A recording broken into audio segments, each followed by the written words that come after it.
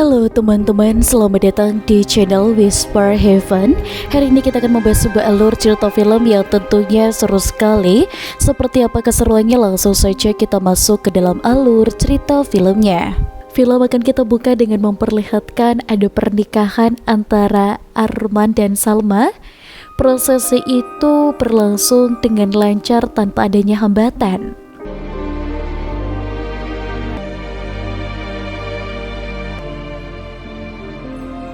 Acara tersebut hanya dihadiri oleh pihak keluarga dan teman terdekat mereka berdua. Dan seperti biasa, selesai acara, mereka melakukan foto bersama.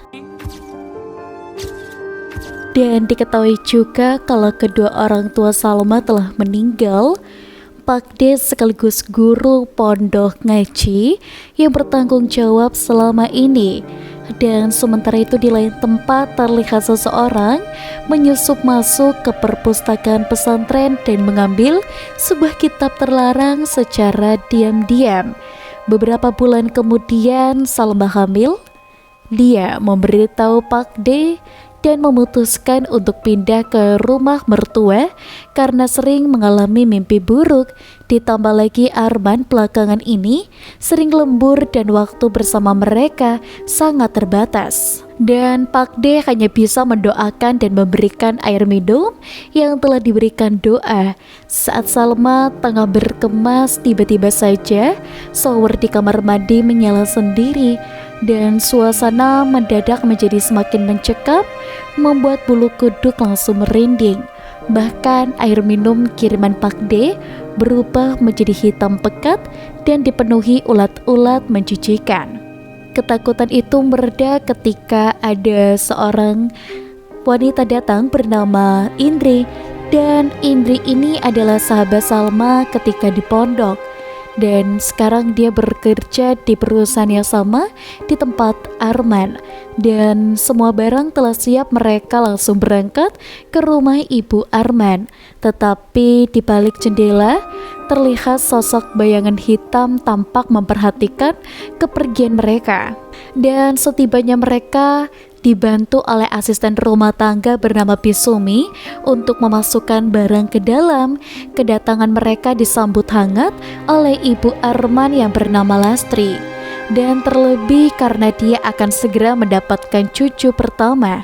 Meskipun ramah, tapi ibu Lastri dikenal sebagai sosok yang tertutup dan tidak jarang bergaul dengan tetangga. Dan ketika Salma membuka gorden jendela, sang ibu langsung melarangnya dengan alasan tidak ingin suasana rumah terlihat oleh orang sekitar.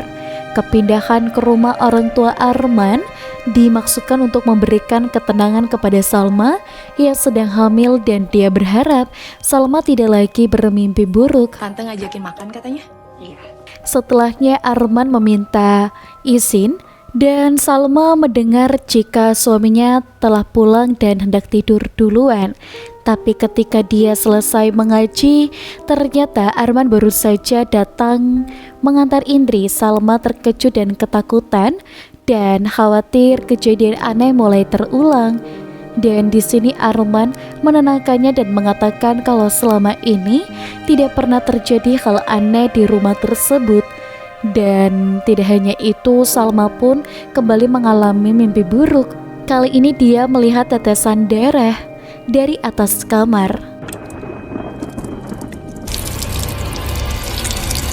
Dan dari mimpi itu sosok mengerikan Jin Dasi muncul, merayap dari arah selimut dan hingga membuat dia terbangun dengan teriakan histeris.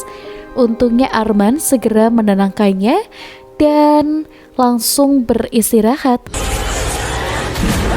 Pada pagi harinya Salma memberitahu kalau dia akan datang untuk memimpin pengajian sekaligus acara susuran atas kehamilannya. Tapi ibunya terlihat tidak senang dengan rencana itu dan dia merasa enggan bertemu dengan para tetangga yang tidak begitu dia kenal. Tapi Arman meyakinkannya kalau lewat acara itu, ibu bisa bersilaturahmi dan menjalin hubungan baik dengan mereka. pengajian pun langsung terlaksana dan dipimpin langsung oleh Pak D. Dan para tetangga yang dikenal suka bergosip mulai membicarakan Ibu Lastri yang dinilai aneh karena tiba-tiba mengadakan acara seperti ini. Sementara itu dia memberitahu kalau dia tidak bisa keluar karena kurang sehat. Di tengah acara hujan deras tiba-tiba turun dan membuatnya kesal. Dan di sini dia pun membuat masuk kursi dan perabotan yang ada di luar dan beberapa tamu ikut membantu. Dan di sini dia pun memang langsung ada seorang wanita yang tinggal di perumahan dan menghampiri Salma. Wanita itu bernama Dia dan dia ramah, murah senyum dan perhatian atas kehamilannya. Dan setelah berkenalan, dia menyinggung tentang Lastri seolah mengetahui kalau ibu mertuanya tidak suka dengan acara di rumah. Dugaan itu terbukti ketika tidak lama kemudian dia mengurus barang-barang yang basah karena hujan. Salma hanya bisa terdiam mendengar omelan ibu mertua sebelum pada akhirnya dia berpamitan pulang. Dan di pagi itu dia pun sibuk memasak sayur. Dan ibu mereka pun memuji usaha Salma yang selalu berusaha untuk makanan sehat suaminya. Tapi di sela-sela aktivitas Salma seperti mendengar ocehan dari mertuanya dan menuduhnya pelit dan suka mengatur-ngatur. Dan meskipun terdengar jelas dan di sini suara itu terasa nyata, padahal sebenarnya ada firasat buruk dari benak Salma. Dan siang harinya dia memutuskan untuk mengantar sendiri bekal ke kantornya.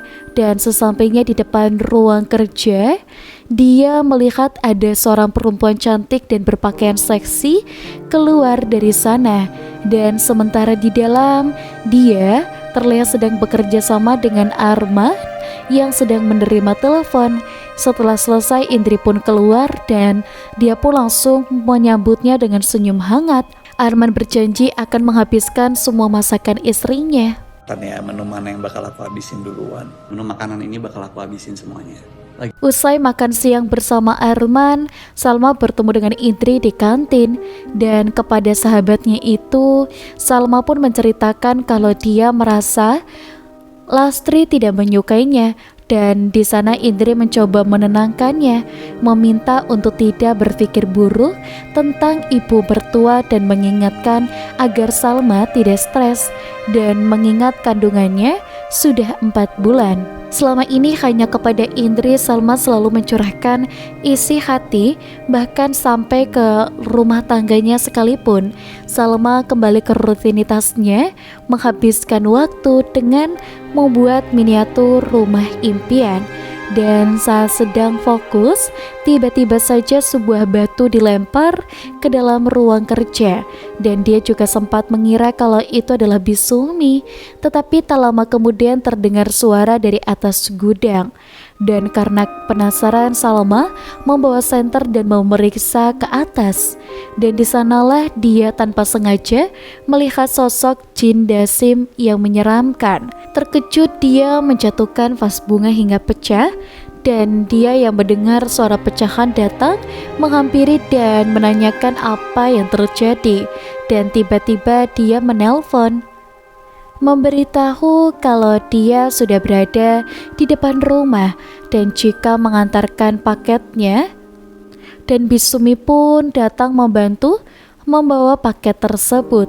Saat melihat dari diri Salma yang terluka karena pecahan vas bunga, Dika dengan sigap membantu dan membersihkannya dan menempelkan plester. Tanpa diduga, Ibu Lastri melihat interaksi mereka dari kejauhan. Tidak lama kemudian Arman datang dan Dika pun berpamitan pulang. Dan di sana dia sempat menyinggung perhatian Dika pada Salma. Dan Salma menjelaskan kalau Dika memang sejak dahulu bersikap baik dan sekarang hanya membantu urusan bisnis saja. Malam harinya dia memeriksa gudang untuk memastikan cerita istrinya.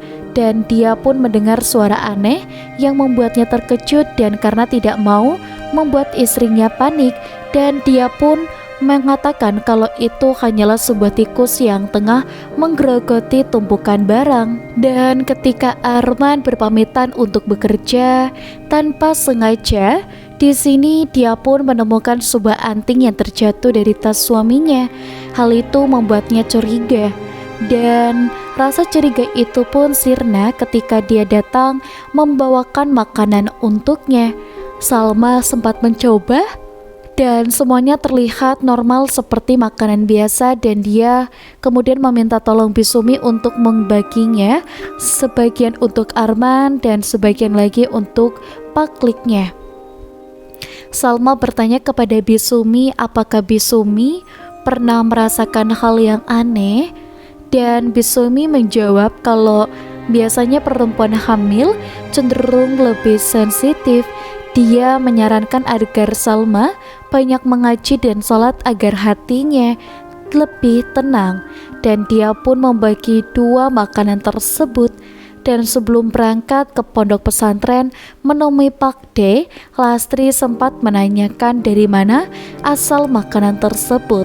Salma menjawab kalau makanan itu pemberian dari tetangganya yang bernama Dia.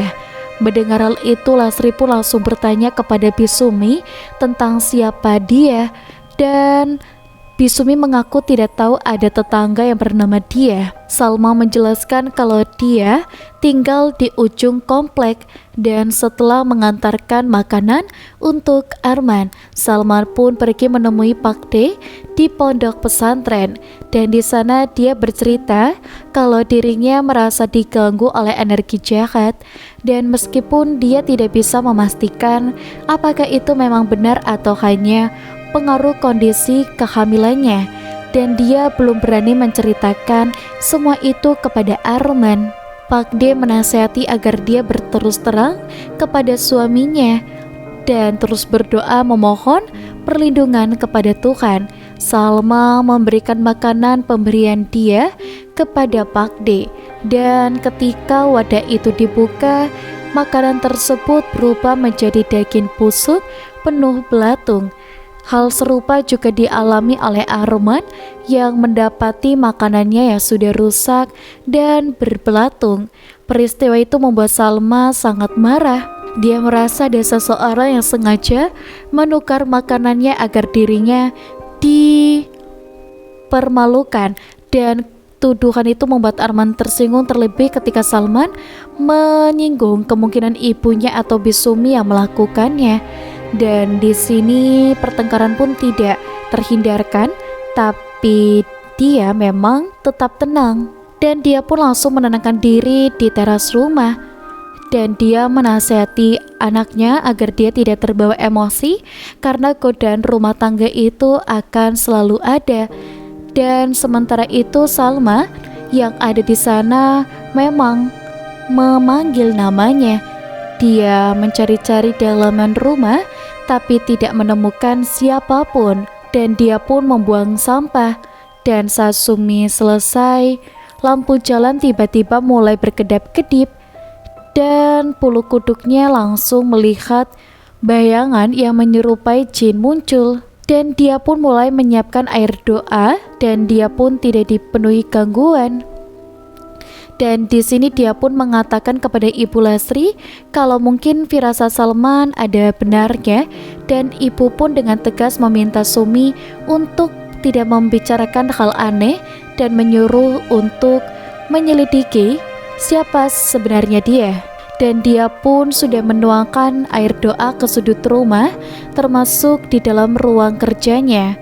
Dan tiba-tiba Salman merasa sedikit gempa membuat rumah berantakan, dan ternyata itu hanya halusinasi di dalam pikirannya sendiri.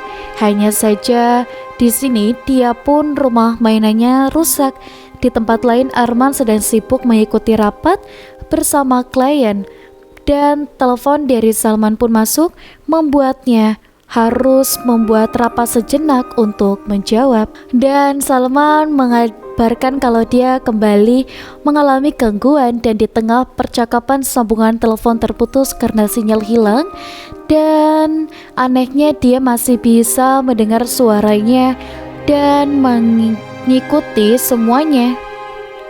Dan saat waktu istirahat tiba, dan dia pun menghampirinya dan menawarkan sebatang rokok. Dia tampaknya tahu kalau rumah tangganya tidak baik-baik saja, dan di sini dia pun tidak masalah. Dan dia pun menyatakan dia bersedia menjadi tempat bercerita. Dan sementara itu Ibu Lastri mendengar suara Salma yang sedang berbicara kepada seseorang. Ternyata Salma sedang berbicara dengan dia. Perempuan itu mencoba mempengaruhi Salma dan mengatakan kalau mungkin Arman sudah tidak lagi peduli dan hanya akan menganggapnya sebagai beban. Dia mengaitkan semua keganjilan dengan kehadiran orang ketiga. Dan di malam harinya dia menghubungi Salma dan memberitahu kalau Arman kemungkinan akan lembur. Dan di dalam percakapan itu Salma bertanya apakah wanita menjadi brand ambassador yang fotonya terpampang di pamflet sering datang ke kantor, tapi dia menjawab kalau dia tidak pernah datang. Dan di sini dia tidak sepenuhnya percaya dan tiba-tiba dia mendatangi kantor pada malam hari dan melihat dengan mata kepalanya sendiri wanita seksi yang keluar dari ruang kerja suaminya. Dia berusaha membututi wanita itu tapi perutnya tiba-tiba terasa sakit.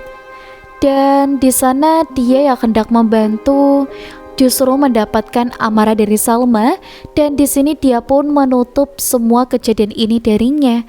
Dan setelah itu Salma menemuinya dan pertengkaran itu pun tak terhindarkan. Salma menuduh ini telah berselingkuh dan sementara dia terus membantah. Pertengkaran itu berlangsung panas hingga Arman akhirnya mengajaknya. Dan perdebatan mereka terus berlanjut di dalam mobil dan nyaris menyebabkan kecelakaan. Dan sesampainya di rumah, jin itu pun semakin nyata dan Salma melihatnya dan berubah menjadi sosok buruk rupa dan muncul keyakinan. Dan di sini dia pun sudah tidak cantik lagi. Dan semua hanyalah ilusi yang ditimbulkan oleh jin Dasim. Dan dia pun tidak ingin berdebat lebih jauh, tapi malam itu saat dia tengah tidur, tiba-tiba Salma menghampirinya. Dan tanpa diduga dia mendadak menyerang dan mencekik lehernya. Dia kemudian langsung bangun dan suatu pagi Bisumi tidak sengaja masuk ke dalam rumah. Dan rumah itu tampak kumuh, dipenuhi semak belukar, tampak tidak berpenghuni. Dan dia mencoba mengintip tapi kemunculan jin yang menyeramkan. Bisumi kemudian menceritakan kepada Ibu Lastri kalau di komplek ini ternyata tidak ada yang bernama dia. Dan di sini rumah yang ada di ujung jalan sering didatangi orang dan kosong terbengkalai. Belum sempat penjelasan itu tuntas, tiba-tiba dia muncul mendatangi Salma. Salma juga bahkan memintanya untuk membuatkan minuman. Kehadirannya membuatnya terkejut dan dengan diam-diam Lastri pun mengintip dari jendela. Tapi mendadak terdengar suara mengancam yang menyuruhnya untuk tidak ikut campur. Jangan ikut campur. Dan pada saat itu pula Lastri tersadar sosok itu bukanlah manusia. Beberapa saat kemudian Ibu Lastri melihat Salma masuk dan menyalakan kompor dan meninggalkannya. Dan ketika Ibu Lastri mencoba mematikannya, api justru membesar dan tanpa sengaja menumpahkan panci berisikan air panas. Dan anehnya pada saat itu Salma justru datang dari luar rumah dan panik melihat keadaan ibunya. Dan dia meminta Sumi untuk mengambil kotak P3K. Dan peristiwa ini membuat Arman marah dan menyalahkan Salma. Arman bahkan menuduh Salma berselingkuh dengan Ika. Dan karena pria itu kerap datang ketika dirinya tidak ada di rumah dengan alasan mengantar paket, dan Bisumi mencoba melerainya dan menyalahkan dirinya yang telah lalai. Kejadian ini membuat Lasri semakin cemas dan dia pun meminta Bisumi untuk menemui Pak De Salma di pondok pesantren agar membawa air doa yang bisa melindungi keluarga tersebut. Pada malam itu Bisumi pergi untuk mendatangi Pak De di pondok pesantren, dan Bisumi merasakan ada sesuatu yang berbeda pada malam itu, dan benar saja Jin Dasim menampakkan dirinya hingga Bisumi pun meninggal.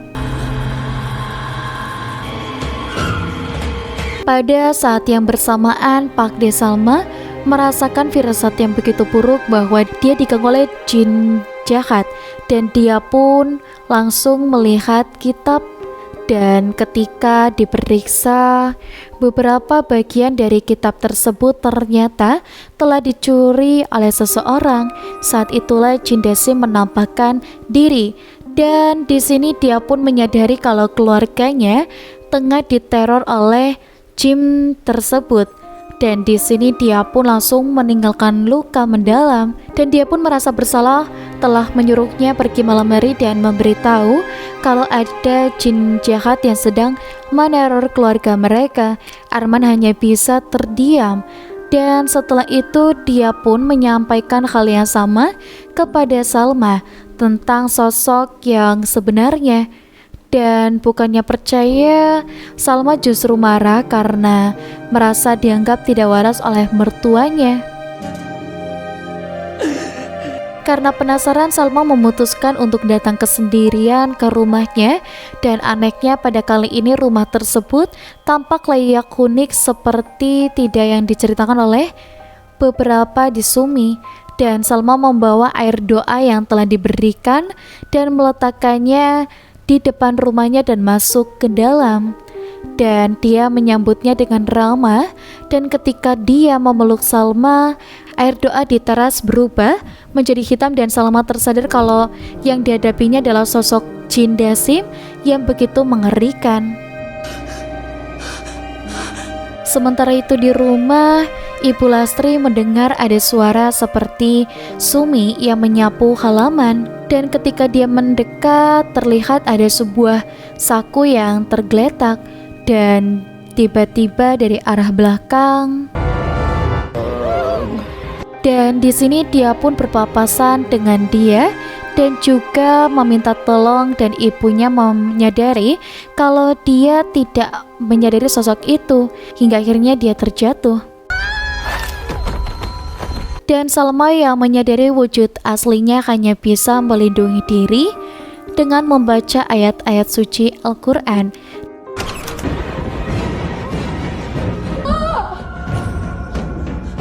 Dan sesampainya di rumah, dia mencari keberadaan ibu dan Arman, tapi tidak menemukannya. Dan dia langsung menerornya, dan di dalam ketakutannya Salma berkata bahwa dia adalah sosok yang telah menghancurkan rumah tangganya. Dan di sini bukan hanya dia yang muncul, tapi sosok perempuan yang sering dia lihat adalah dia sudah hadir. Allahu waliyul ladzina amanu.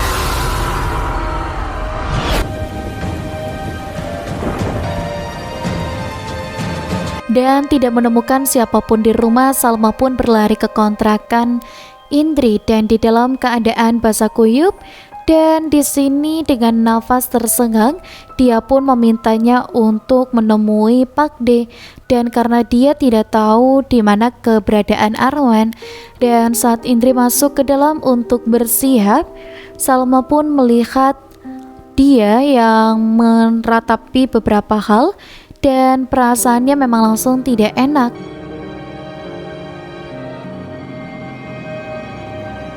Dan memang benar saja, tidak lama kemudian dia melihat Arman dari kamar mandi.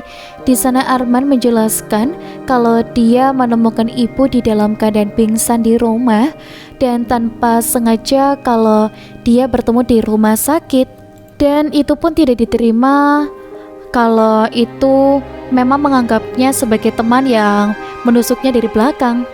Dan lalu Arman berusaha menjelaskan situasinya dan Salma langsung meminta cerai dari Arman. Dan tanpa menunggu penjelasan lebih lanjut, Salman pun naik taksi dan meninggalkannya, berusaha untuk mengejarnya dengan panik. Salma mendatangi pondok pesantren untuk menemui Pak D. Dan di sana dia diberikan penjelasan kalau rumah tangga sedang diganggu oleh jin Dasim. Jin yang memiliki kemampuan menghancurkan rumah tangga dan merusak hubungan manusia dan fitnah serta hasutan. Pak D juga menunjukkan kitab yang telah disegel tapi kini sebagian isinya telah hilang dan dicuri. Orang yang mencurinya telah memanfaatkannya untuk merusak rumah tangga. Setelah menjelaskan hal itu, Pak D mengajaknya untuk menjalani ruqyah, dan tidak lama setelah itu Arman pun akhirnya tiba di pondok dan langsung meminta maaf, dan dia pun langsung memproses ruqyah dan agar gangguan itu pun bisa disingkirkan. Jin yang bersemayam di dalam tubuh Salma mulai menampakkan dirinya, dan tubuhnya pun melayang di udara dan dikuasai oleh kekuatan yang tidak kasat mata.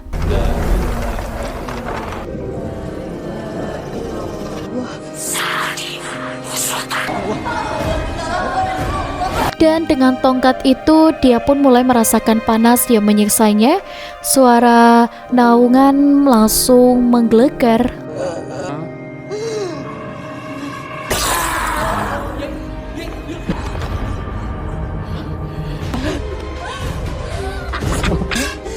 Hingga pada akhirnya setelah perjuangan panjang, jin itu dipaksa keluar sepenuhnya dari tubuh Salma. Dan semuanya belum berakhir, dan di sini kandungan Salma berada dalam kondisi yang kritis, dan tanpa membuang waktu Arman membawa istrinya ke rumah sakit. Dan sayangnya meskipun tim medis sudah berusaha keras, tapi takdir telah berkata lain. Dan setelah tersadar, Salma pun diberikan kabar kalau bayi yang dia kandung telah kembali ke sang pencipta. Masih belum milik kita.